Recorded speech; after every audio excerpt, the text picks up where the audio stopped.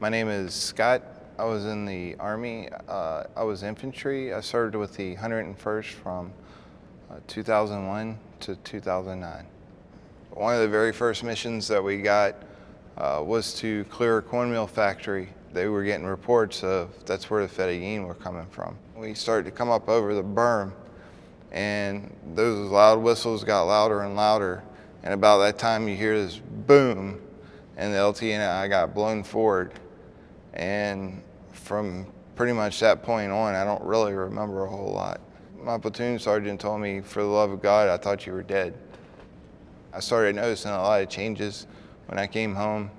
Like, I'd go somewhere and I'd pull over it because I'd forget where I was and what I was doing. I was constantly sleeping, complaining of migraines, and I would just randomly go to sleep. When I'd get a headache, there would be this flickering in my eye. And I later found out that that was actually a form of a seizure. It was like an internal seizure. And they got me on medication for that. Towards the end of my military career, I was finally able to start working with doctors and stuff to try to figure out what was going on. And about that time, I got out of the military and I came down to Florida.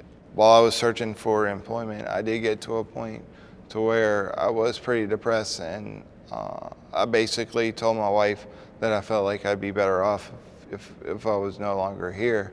And she recognized it as a problem and called the Veteran Helpline, and they sent an ambulance and they got me over to the VA.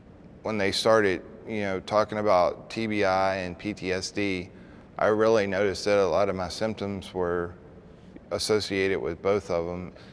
And I went through testing and whatnot for about a year, and they said that as far as memory and cognitive actions and whatnot, it was mild to severe TBI, and then PTSD was pretty severe as well.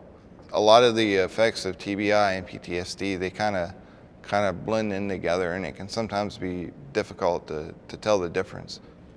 For the TBI, I went through some cognitive thinking training. It was computer-based training, and I went through that for almost 2 years, and I'm actually getting ready to go back and do some more.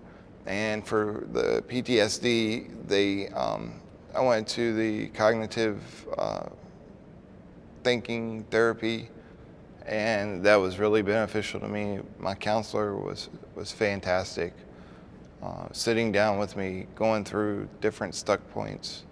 They no longer are stuck points, and I've moved on from those situations. I've relaxed a lot. I'm not so uptight. Slowly starting to get a little bit of a sense of humor back. Since things have turned around and gotten better, and I've gone through counseling and I'm getting help with TBI, I think it's built a stronger relationship between me and my wife. It starts with going in and saying, "Hey, I need help."